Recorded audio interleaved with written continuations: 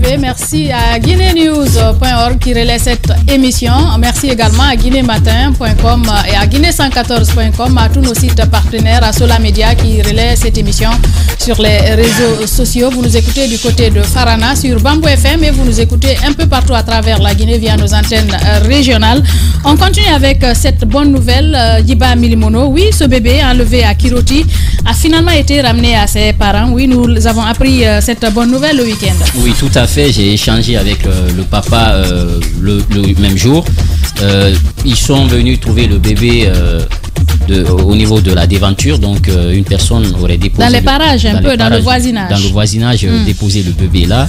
Et d'abord, c'est une bonne nouvelle puisqu'on a vu un peu l'état d'esprit dans lequel le couple se trouvait sur ce plateau. Et complètement déprimé, puisque votre enfant, nous tous qui avons des enfants, on sait combien de fois c'est difficile, même quand votre enfant tombe malade, ça, moralement ça vous affecte, et perdre un bébé de 3 mois comme ça. On a vu le t-shirt de la maman qui était complètement imbibé du lait, voilà. Les seins qui continuaient à couler.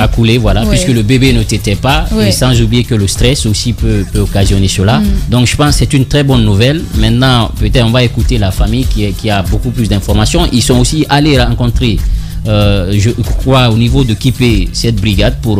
la brigade de recherche de Kipé. Justement, de Kipé pour passer l'information. On voit justement la petite à l'instant, Fatimatou à l'antenne. Voir la piste, ce qui s'est véritablement passé.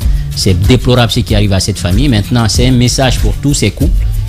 C'est de faire attention. C'est quand même incroyable. Justement, d'être prudent et surtout. Mais avec le modus operandi, le mode opératoire, c'est comme si c'était une personne qui est vraiment qui est proche de la famille, qui est proche de la famille. Parce que si c'était un enlèvement, je ne pense pas que on aurait pu, avec une telle célérité, ramener le bébé. Oui, mais peut-être avec la médiatisation, avec tout ce qui se disait autour, la personne a dû prendre peur. Justement, ça aussi, oui, je suis tout à fait d'accord avec vous. Avec leur passage ici, même au niveau des espaces publics, les gens commençaient à poser à ces questions. J'ai même vu la photo défiler à un moment donné. Oui, mais à moins que cette histoire ne nous ait pas révélé tous ses secrets. Justement. Je trouve qu'il y a quand même pas mal de zones d'ombre autour de cette histoire. Le bébé a été ramené, mais je pense très honnêtement que les autorités devraient se saisir à travers la brigade de recherche pour comprendre. Mais tout ne devrait pas s'arrêter parce que le bébé est revenu. Tout ne devrait pas s'arrêter. Oui. Qui l'a ramené? Attention, n'oubliez pas qu'il y a eu quand même commission d'un crime. L'enlèvement d'un nourrisson, un enlèvement, c'est un crime, il ne faut pas l'oublier. Alors, l'enfant a disparu pendant plusieurs jours, même si on l'a ramené. Il est important qu'on sache d'abord que cet enfant-là soit présenté à des spécialistes, un pédiatre, et ainsi de suite. Il faut s'assurer que tout va bien avec le bébé. Mais de l'autre côté, il serait quand même important de vérifier, de chercher à comprendre qu'est-ce qui se passe avec ce bébé. Parce que j'ai vraiment l'impression que l'enlèvement de ce bébé est endogène à l'endroit où habitent les parents. C'est vraiment quelque chose, c'est vraiment dans le voisinage, c'est vraiment le noyau. Et je pense qu'il faut chercher à comprendre qu'est-ce qui s'est passé. La médiatisation, vous l'avez dit, je pense, a dissuadé finalement. Parce qu'un enfant, vous savez, ça ne s'élève pas au cours d'une nuit. Hein? Ça ne s'élève pas au cours d'une nuit. Justement. Donc quand vous prenez cet enfant, vous n'avez pas le choix quelque part que de l'afficher. Donc soit vous quittez là où vous êtes, vous allez ailleurs, et si vous n'en avez pas les moyens, vous êtes obligé de le rendre. Mais encore une fois, dans cette situation, moi je rends grâce à Dieu parce que l'enfant a été retrouvé vivante, et c'est ça l'essentiel. À Massanta, la petite de Massanta n'a pas eu le même la même chance. Il faut rendre grâce à Dieu pour ça, mais il faut investiguer pour savoir. Parce qu'il y a beaucoup de versions, y compris dans la famille. Moi j'ai été alerté par des membres de la famille, par des proches.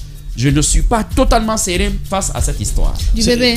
Oui, je ne peux pas en parler parce qu'il ne faut pas jeter simplement, je ne peux pas me permettre de ramener des ragots avant de vérifier. Mais je dis encore que même dans la famille, les gens ont des versions différentes quant à la disparition de ce bébé. L'urgence maintenant, puisque le bébé a été retrouvé, c'est bien évidemment, comme le disait Mohamed Mara, d'envoyer directement l'enfant vers les structures hospitalières, parce qu'il faut quand même avoir en idée de réfléchir à pourquoi cet enfant a été enlevé et qu'est-ce qui s'est passé, pourquoi il a été ramené entre le temps de l'enlèvement et le temps de retour. Je pense qu'il peut se passer beaucoup de choses du point de vue de la santé même, de l'enfant, hein, Madame Yoro. Donc je pense qu'il est important que, si tu permets, on va que l'enfant puisse voir les médecins pour savoir est-ce que la santé elle est là, est-ce que... En tout cas, le papa m'a dit le week-end qu'ils avaient envoyé la petite en consultation. Il est d'ailleurs en direct chez les Grandes Gueules. Bonjour. Les Grandes Gueules. Allô, je pense. Allô, bonjour. Oui. Alors, Ibrahim, cette bonne nouvelle que vous avez pu partager avec nous le week-end dernier, finalement, la petite Fatimatou a été ramenée. Vous nous avez appris qu'on est venu frapper à votre porte, vous disant qu'un bébé a été retrouvé de venir voir. Est-ce que vous pouvez replanter ce décor, nous expliquer comment tout cela s'est passé? Ok, c'était à 20h comme ça, 21h moins. J'étais en pyjama, couché, pour le vestiaire. J'avais ma famille qui était dans le salon. Maintenant, j'ai entendu des cris. Quelqu'un a frappé la porte de la cour. Et nous sommes sortis, mes parents sont sortis. Ils ont demandé c'est quoi. Et quelqu'un nous dit, ils leur disent déjà qu'il y a un bébé qui a été trouvé dans le quartier là-bas, à 50 mètres comme ça, de la maison. Ils nous disent de venir voir si c'est pas le bébé. Donc, je suis retourné pour prendre mes chaussures, revenir sur moi, j'ai trouvé que mes parents déjà sont partis et puis ils sont allés voir si c'était le bébé. Et voilà, on a vu si c'était le bébé, c'était la joie.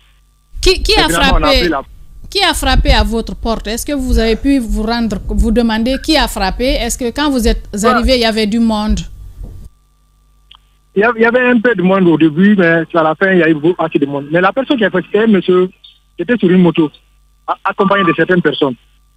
Mais je n'ai pas bien eu l'image de la personne. Je n'ai pas bien capté l'image de la personne. Parce qu'en ce moment, je n'avais pas l'idée là.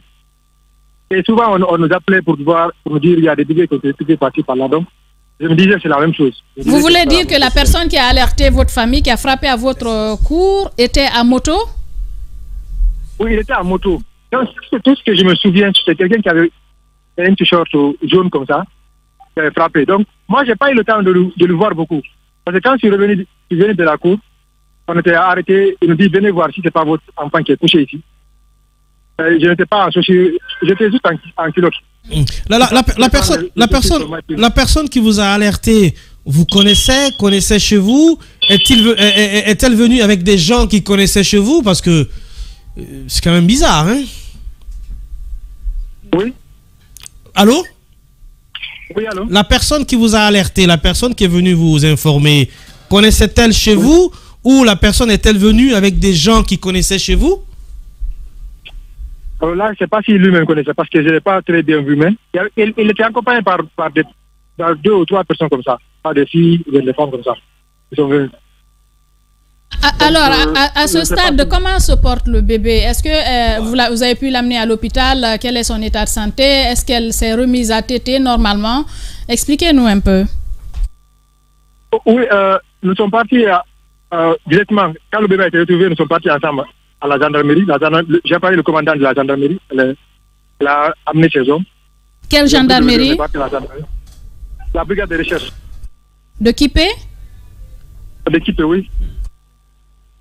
Voilà, nous sommes partis. Il y avait l'hôpital mère et enfant de Kipé. Ils nous ont guidés vers là-bas. Nous sommes partis. Ils ont pris un peu les pré-visites du bébé. Et hier, on est parti au pédiatre, à la cité en Cossin. Lui, il nous dit de partir à la médecine légale aujourd'hui. À la médecine légale de Ignace. Donc j'ai appelé le docteur, il m'attend comme ça. Oui, mais apparemment, elle va bien. Il n'y a pas de traces sur son corps, rien du tout? Oui. Non, juste qu'elle était faible. Juste qu'elle était faible. Elle sentait la fatigue parce qu'elle ne faisait pas assez de mouvements. Donc, maintenant, ça va. Oui, et elle tète normalement aujourd'hui? Oui, il y avait une femme qui est venue traiter ma femme. Je ne sais pas comment ils ont fait. Ils ont enlevé le... Donc, finalement, elle a arrêté.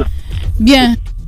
Ibrahim, donc le papa de cette fillette, de ce bébé de 3 mois qui a été enlevé, heureusement retrouvé. Merci à vous tous à l'international. Merci de nous écouter ici en Guinée. Voilà comment nous partons au premier écran publicitaire.